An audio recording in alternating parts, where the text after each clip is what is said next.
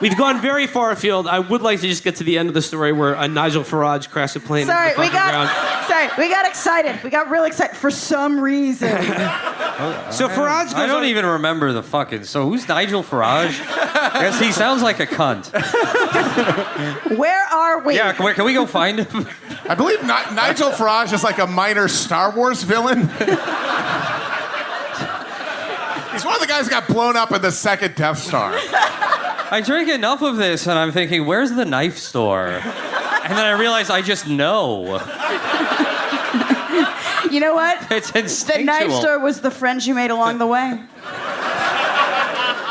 So basically, he, like in this incredibly wordy, circuitous route of just saying that he's afraid of machines, he's afraid of flying. And his testicles. And one of his balls swelled up. Actually, sorry, I'm not going to read the whole thing, but like in the testicle anecdote part of the book, he talks about how the Indian doctor, the GP who took care of him, offered him a prosthetic ball in case he had to like lose one of his testicles, and he was like, I declined. But only because it was an Indian doctor.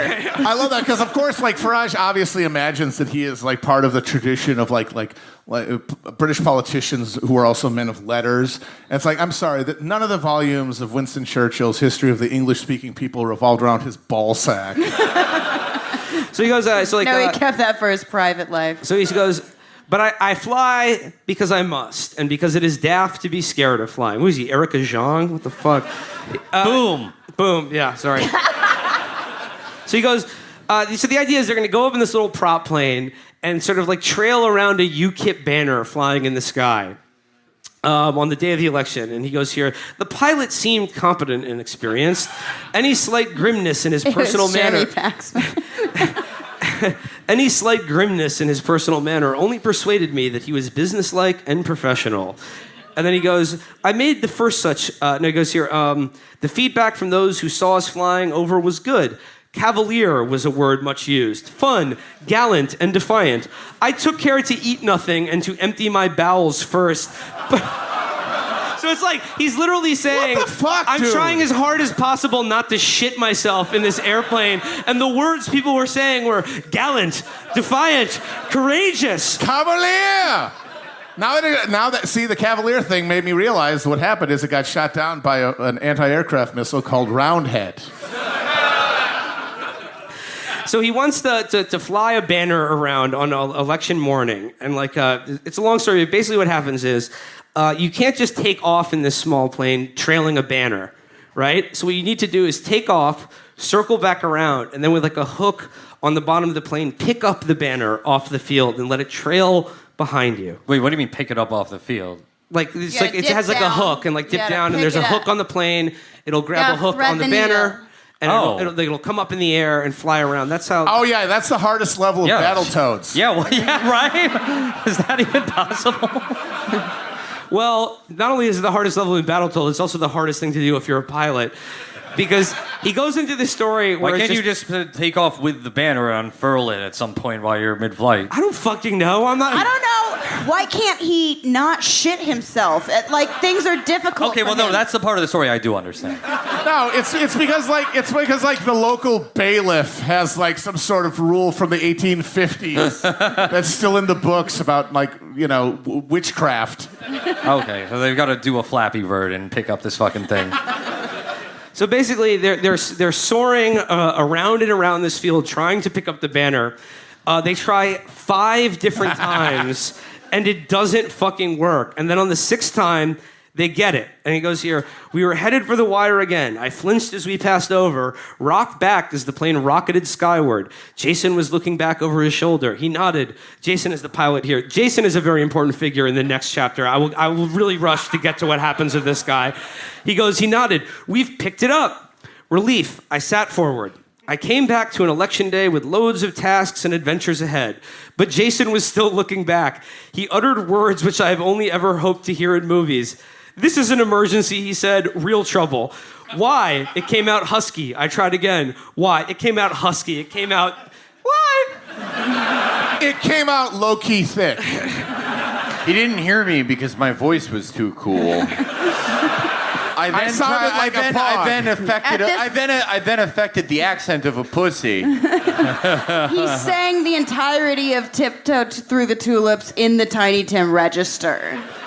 He goes, why? And he just goes, banners wrapped around the tail and rudder. So the banner that they were supposed to pick up that said, like, vote your country, vote Ukip, got, like, dragged around the back of the fucking plane. Wow, it's almost like a metaphor. Yeah, and was sending it into a fucking tailspin. And so it goes on, and he's talking about... We're tripping over our own political dick. He talks about, like, going over in his head, trying to think of gallant last words to say. And then, he's saying... I could not see how anything as flimsy as that plane could crash into the ground at 70 or 80 miles an hour and leave mere organic tissue fit to function. And he goes, oh, sod it. He was a trained pilot, aware of all possibilities, and he was sweating more copiously than anyone who I've ever seen inside a Turkish bath. This is literally like nerd 2000s internet writing. There's actually a Turkish bath under Downing Street. So... This is like the tone of a guy who lied on forums. Like, it's just... Now, usually when I'm in such a confined space, I'd like it to be in Tijuana with tequila and a midget hooker. Same verbiage and everything. So basically... you like that? I got a lot more where that came from, buddy. So basically... You know the story. The plane eats shit. It hits right into the ground. He's like strapped in, upside down. He's like, oh, bloody hell, I'm still alive. And then he gets out of the plane and realizes he's like soaked in fucking gasoline and immediately gets worried again. Unfortunately, you know how the story ends. But here's where the story gets really interesting. And it goes in the next chapter called Relaunch. And it goes here talking about how the pilot who was flying him around, Jason, you may remember him, had to undergo what's called a CAA inquiry that dragged on for 6 months, that essentially where the government had to investigate whether he was fit to fly a plane. And it says, the CAA intimated to me that there were issues relating to a previous incident, to alcohol, and to insurance. I took advice. And then, he said, I want to talk to the media. Jason did his job. He saved me. And then it says, on November 11th, Jason was totally exonerated of any blame. It was an accident. I was delighted. On the evening of the 12th of November, whilst in Alton, Hampshire, about to go on stage for any questions, I called to congratulate him. He was incoherent, rambling and filled with anger against the investigating officer for denying him his livelihood for so long, and against me for failing to make contact. I told him that I had done the best that I could by leaving lines of communication open, blah, blah, blah. And so this guy, Jason, basically lost his fucking mind in the 6 months he couldn't fly and blamed Nigel Farage for it. And he goes, I was acutely distressed by Jason's ramblings. I had an important lunch appointment the following day, but I told Jason that I would meet up with him immediately and try to help however I could. I canceled the lunch and arrived at his mother's house in West Oxfordshire the following morning. Wait. Arrived at his mother's house? Yeah, there are so many layers here. I feel like we skipped a step. I think he had to move back in with mom after he couldn't get work for 6 months. So he goes, we walked to his local pub for lunch. As we arrived, a car drew up. A little man with a goatee beard stepped out and introduced himself as a representative of West Oxfordshire Mental Health Services, attending in order to observe. Jason had no objection, so neither did I. We ordered pints and pies and continued as if the interloper were not there. Of the mental health professional observing this guy. He's sitting there at the table with a fucking butterfly net. And then Jason immediately says, over pints and pies, I'm ex-military and no one is safe. Do you understand? I've got friends, weapons, gadgets. I was going to kill you today. I decided not to, but I can't preclude it in the future. The mental health man just listened earnestly and nodded his head. Okay, but to be fair, the only thing he would have to do to kill Nigel Farage is to just sneeze at his spoon-shaped chest and his heart would collapse. I like how this guy's like, yeah, I figured out the exact layout of your house. I've picked the gun that would sound the best against your fucking frog pussy temple. And the mental health guy is like, well, he may have a point here. Let's hear him out. So he goes here, I was mildly stunned, distinctly intimidated by this threat, and deeply concerned for a man with whom I had shared a bonding experience, and who was now plainly in great pain. I shared with him the spiritual upheaval caused by the crash. He, like me, had the stabilizers removed, but whilst I had calmish waters in which to refit, he had sailed into a typhoon. The mental health man... Firecracker metaphor. The mental health man cheerfully offered us a lift back to the house. We refused. Why the fuck would you choose to stay with this guy? No, we don't need any more mental health observers. I'll give this man who just threatened to kill me a ride back to his mother's house where her fucking corpse is rotting in the attic. Go to a second location? Cool. He goes, we refused. It was only 600 yards away, and I felt safe on the street with Jason as in the confines of a car.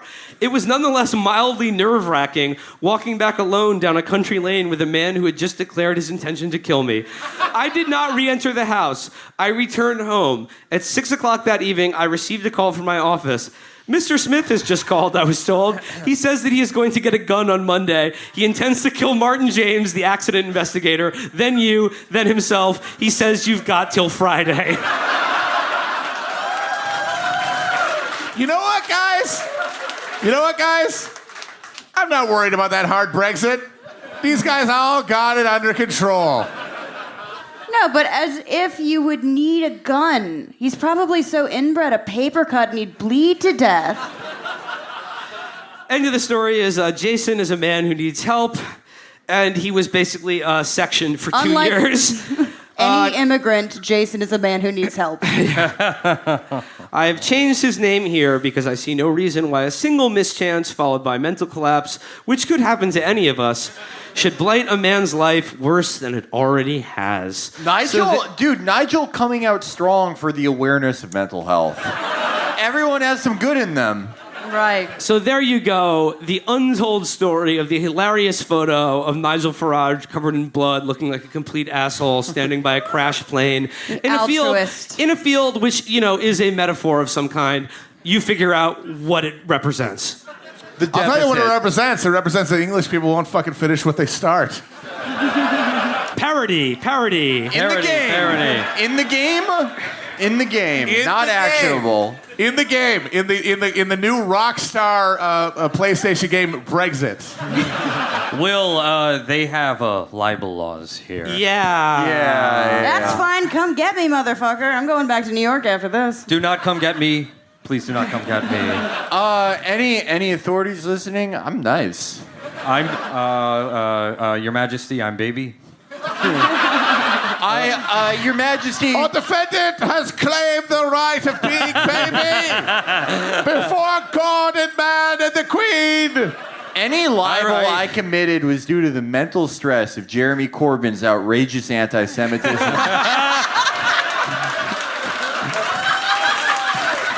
All I will say... I demand trial by one of your naked game shows.